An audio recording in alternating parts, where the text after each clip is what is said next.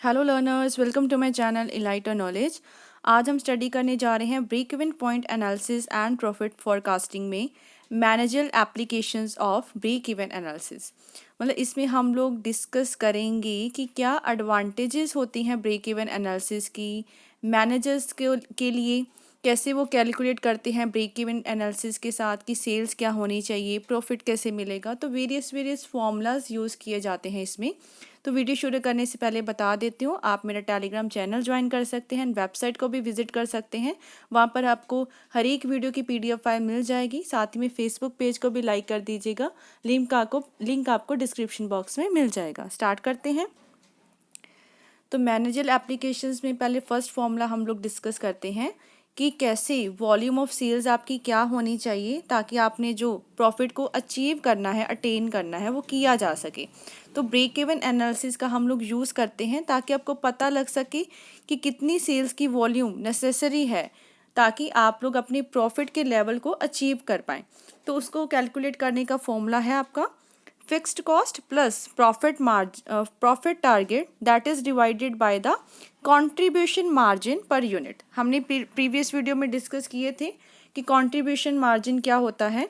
अच्छा, ये होता था कि कैसे आपका टोटल रेवेन्यू ज़्यादा है आपकी टोटल वेरिएबल कॉस्ट से, तो हम लोग एक मार्जिन को लेके चलते थे। तो इसमें भी हम लोग कैसे डिस्कस किया जाएगा कि फिक्स्ड कॉस्ट को हम एफ से डोनेट करवा रहे हैं, प्रॉफिट टारगेट आपका पीटी हो गया, उसको डिवाइड किससे किया जाता है, कंट्रीब्यूशन मार्जिन पर यूनिट। अब कंट्रीब्यूशन मार्जिन पर यूनिट को भी निकालने का अलग से फॉर्मूला है, दैट इज अगर हम लोग सेल प्राइस को किससे माइनस करवा दें, वेरिएबल कॉस्ट से। ये दिया गया है, एस आपका सेल प्राइस है, वी आपका होगा वेरिएबल कॉस्ट। तो इस तरीके से हम लोग वॉल्यूम सेल की निकाल सकते हैं। Next thing is required sale price. अब जो प्राइस है सेल का वो क्या होना चाहिए, उसके लिए भी फॉर्मूला है आपका, that is F plus P T into S. अब क्या किया जाएगा, इस फॉर्मूले में हमने सेम यही फॉर्मूला डिराइव है नीचे, लेकिन इसके साथ हम मल्टीप्लाई किसको करवा देंगे, एस से, ताकि वो आपका प्राइस निकल पाएगा। तो एस को मल्टीप्लाई करवा के नीचे सारा बिल्कुल सेम रखना है, एस माइनस बी। तो आप अपना जो सेल्स का प्राइस है वो निकाल सकते हैं। इसके एग्जाम्पल हम लोग देख लेते हैं। सो फिक्स्ड कॉस्ट आपके फैक्टर की दे रखी है 5000 पर एनम, एक साल की फिक्स्ड कॉस्ट दे दी उन्होंने 5000 रुपये, टारगेट प्रॉफिट भी दे दिया 3000 रुपये, और वेरिएबल कॉस्ट आपकी 2 है, सेल प्राइस आपका 4 है। तो फॉर्मूलाज में पुट करवा देंगे सिंपल, दैट इज कि 5000 आपकी फिक्स्ड हो गए।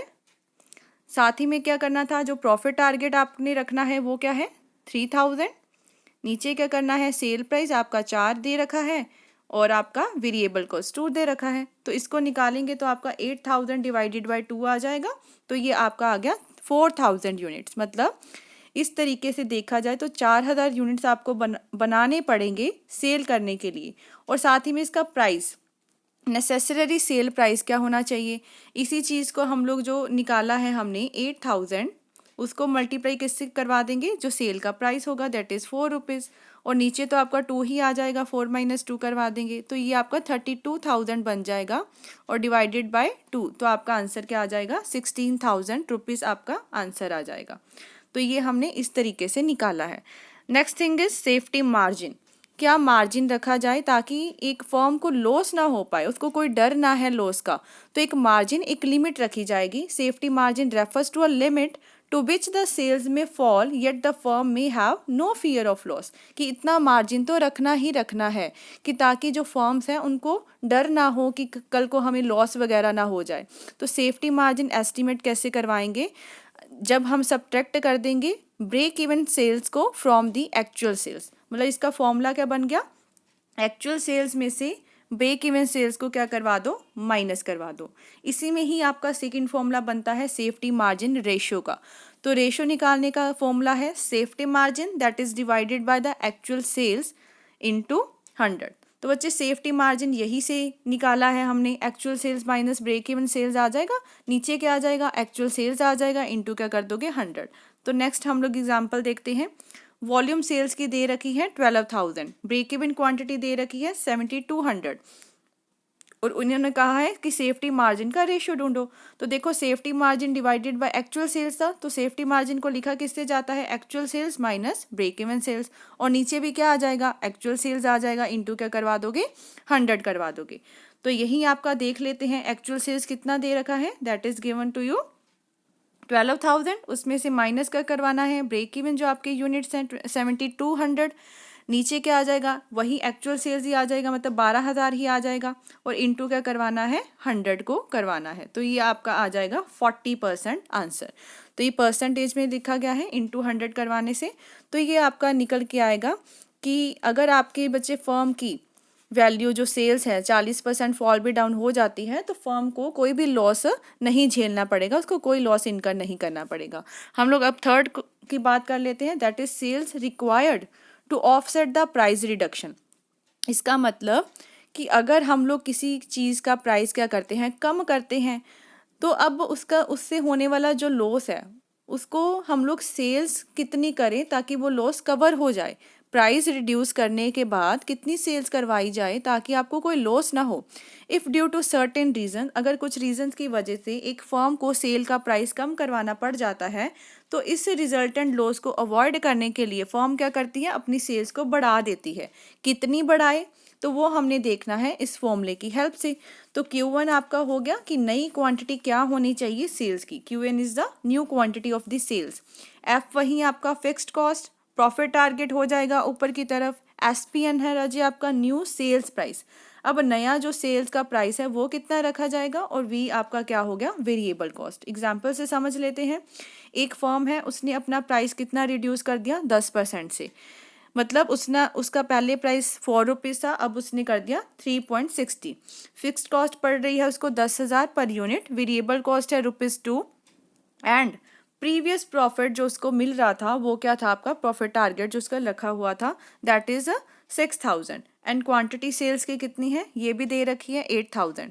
अगर बच्चे उसने अपना प्रॉफिट को मेंटेन करना है तो वो अपनी सेल्स की क्वांटिटी को कितना बढ़ाएगा, तो हम लोग इस फॉर्मूले की हेल्प से निकाल सकते हैं। That is Q1 is equal to F plus PT that is divided by SPN minus V। ठीक है, इस तरीके से। अब F आपका कितना दे रखा था, ये देखो फिक्स्ड कॉस्ट दे रखी है 10,000, PT प्रॉफिट टारगेट कितना था, 6,000 था प्रीवियस का, और नीचे क्या करना है आपको, जो आपका नया सेल प्राइस होगा, नया सेल प्राइस कितना है 3.60 है ना, हमने कम किया है।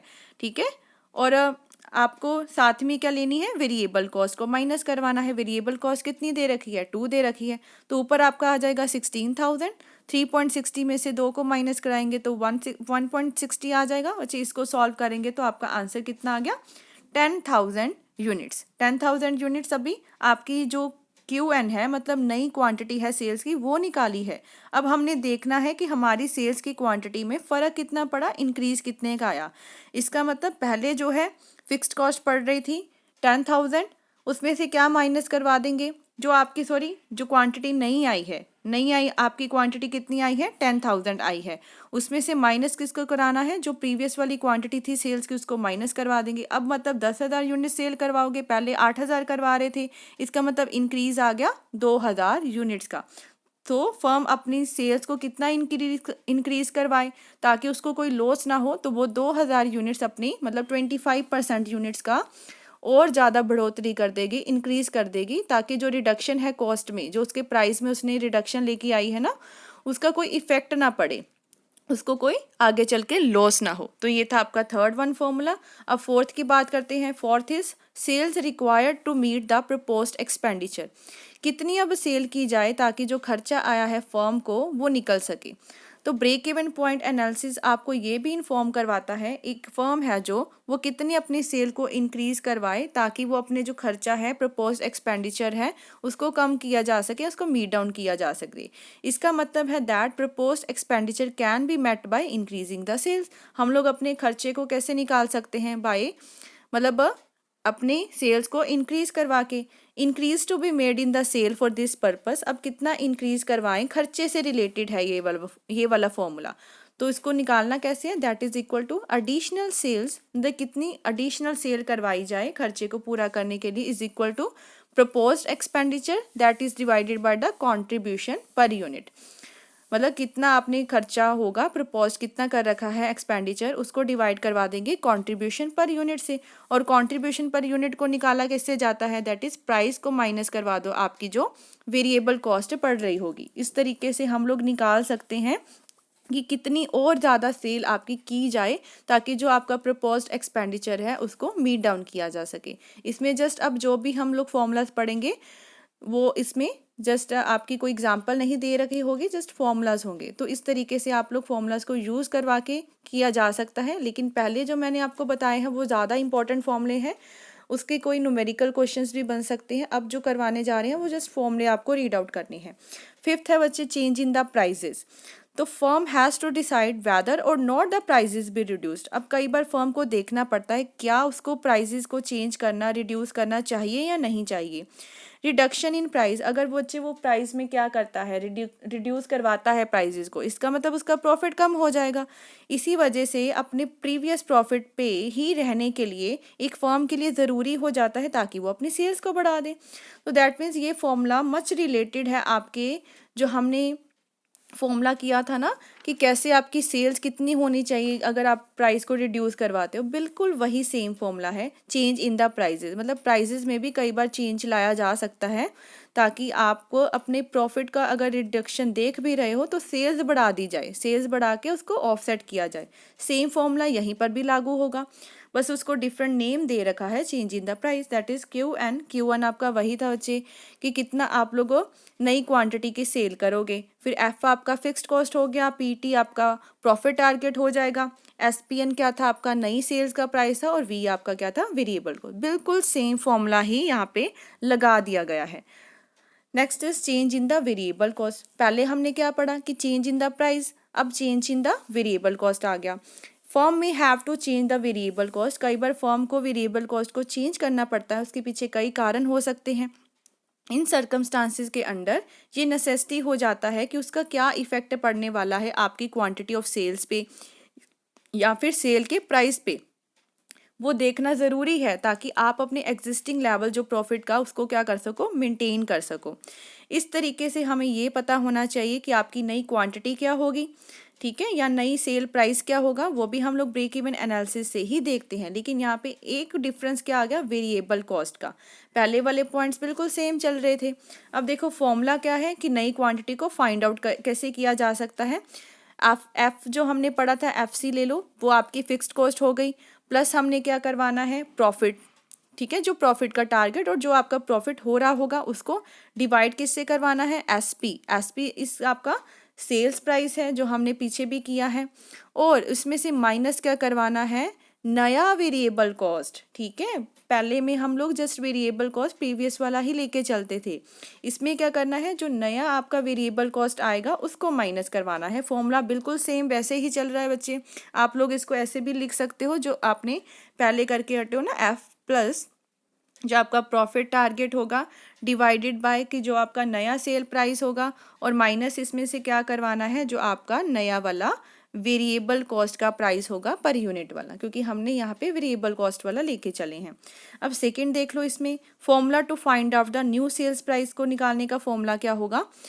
इस फॉर्मूला को निकालने के लिए आप क्या लोगे, नया सेल का प्राइस क्या होना चाहिए, that will be equal to SP क्या होगा आपका कि ओल्ड सेल प्राइस क्या चल रहा है, प्लस क्या करवाओगे VC मतलब नया जो वेरिएबल कॉस्ट आपने निकाला है ना वो कितना है, और आपका उसमें से माइनस क्या करवाओगे, जो ओल्ड वाला वेरिएबल कॉस्ट था वो कितना था। तो SP प्लस मतलब नए वाले वेरिएबल कॉस्ट में से पुराने वाला वेरिएबल कॉस्ट माइनस करवा दिया जाएगा, तो आपको नए वाला सेल प्राइस मिल जाएगा। तो ये आपका था सिक्स्थ फॉर्मूला। नेक्स्ट बात करते हैं change in the fixed cost. अब चेंजेस को ही देखना है हमने। फर्म में stand in need of new machines. अब कई बार फर्म्स को ज़रूरत पड़ जाती है नई मशीन्स की, मॉडर्न इम्प्लीमेंट्स की अपने लंबे टाइम पीरियड में। As a result of it fixed cost will also change. इसके द्वारा आप देखा जाएगा कि लॉन्ग टाइम ऑफ पीरियड में आपकी फिक्स्ड कॉस्ट भी धीरे धीरे चेंज होना स्टार्ट हो जाएगी, क्योंकि लॉन्ग टाइम में सारी की सारी कॉस्ट क्या होती हैं, वेरिएबल होती है, सारे जो फैक्टर्स होते हैं वो भी वेरिएबल होते हैं। इस सर्कमस्टांसिस के अंडर अगर लेवल ऑफ प्रॉफिट को मेंटेन करके रखना है तो नई क्वांटिटी जो सेल की होगी और नया जो सेल्स प्राइस होगा वो हम किस तरीके से निकालेंगे। जब क्या करना है, जब आपके फिक्स्ड कॉस्ट में भी चेंजेस आना स्टार्ट हो जाएं। इसका मतलब हम लोग ये लेंगे कि प्रीवियस वाला फिक्स्ड कॉस्ट क्या था और नई वाला फिक्स्ड कॉस्ट क्या है, तो ये देखना पड़ेगा। तो पहला फॉर्मूला है to find out the new quantity for sale. Sale की नई क्वांटिटी कैसे निकालनी है, क्यू एन आपका नई क्वांटिटी हो जाएगी सेल की।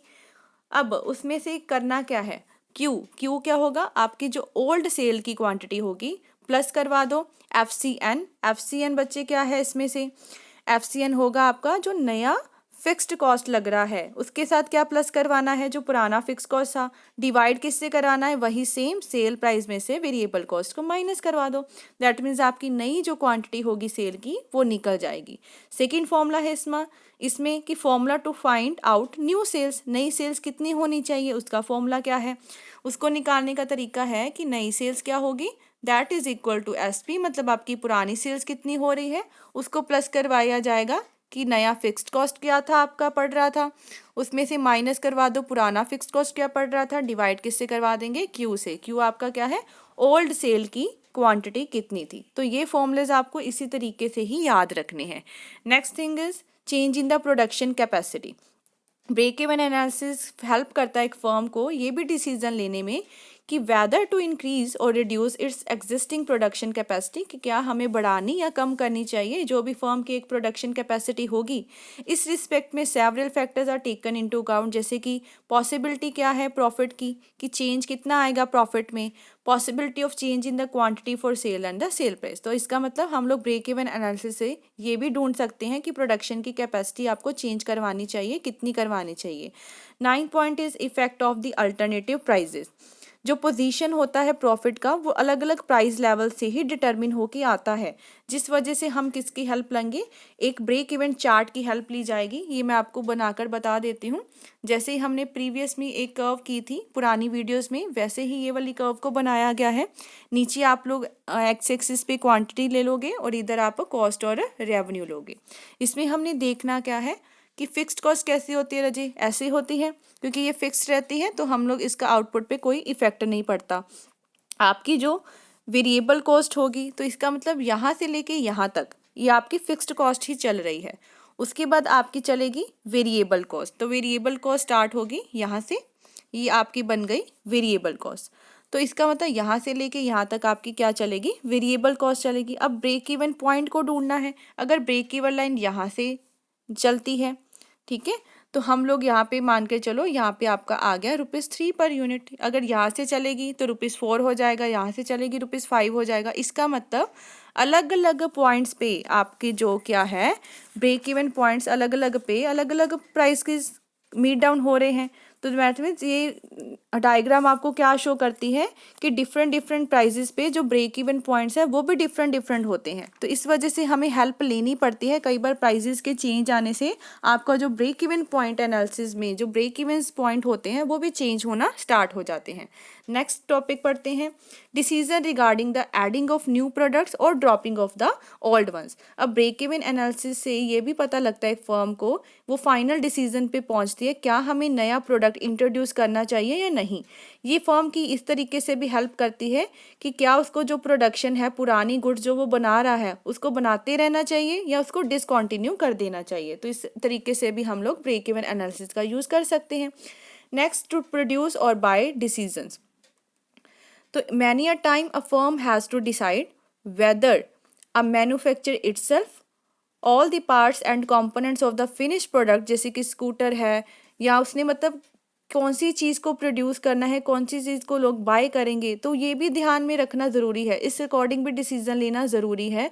तो ब्रेक इवन एनालिसिस हेल्प करता है एक फर्म को इन सभी के लिए कौन सा फिनिश प्रोडक्ट होना, जो भी कंपोनेंट्स हैं, जो भी एक फर्म डिसाइड करेगी कि इन चीज़ों की मैन्युफैक्चरिंग उसको खुद करनी चाहिए। तो जैसे कि यहाँ पे स्कूटर की एग्जांपल ले रखी है, तो ब्रेक इवन एनालिसिस से पता लगता है कि कौन सा डिसीजन लिया जाना चाहिए। 12th is choosing the promotion mix.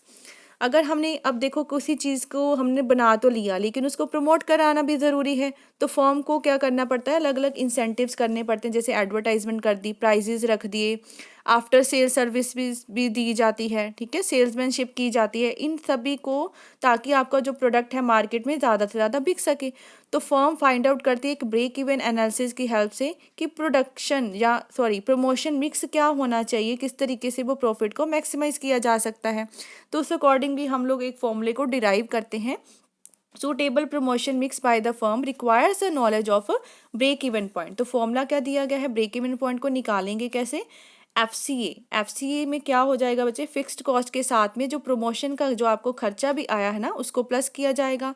Next क्या है, एसपी आपका क्या होगा, सेल प्राइस, और नीचे सेम वही लेना है आपको, सेल प्राइस में से माइनस क्या करवा दो, वेरिएबल कॉस्ट को।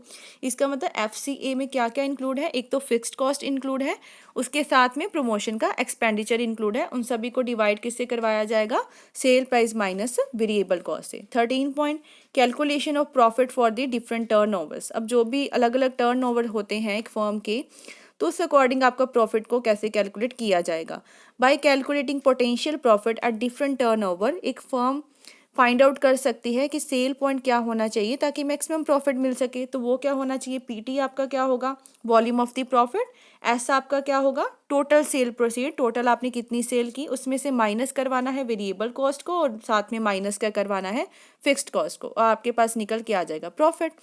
14 देख लेते हैं। 14th is choice of the most profitable alternatives. एक फर्म को ये भी चूज़ करना पड़ता है कि कौन सी अल्टरनेटिव वो चूज़ करे जिसमें उसको ज़्यादा से ज़्यादा प्रॉफिट हो। तो अलग अलग अल्टरनेटिव्स होंगे, ठीक है ना, तो इसमें से ब्रेक इवन एनालिसिस की हेल्प से वो देखेगा। इसका मतलब ये है कि फर्म चूज़ कर सकता है मोस्ट इकोनॉमिकल, जहाँ पे उसको खर्चा कम से कम आ रहा हो, on the basis of information किसकी लेगा कि कॉस्ट क्या पड़ रही है उसको, 2 प्रोडक्शन टेक्निक्स पे, 2 मशीन्स पे, 2 फैक्टर्स पे। How ever this choice is possible only when fixed cost of alternatives is different. मतलब अलग अलग अल्टरनेटिव पे पड़ने वाली फिक्स्ड कॉस्ट भी अलग होनी चाहिए।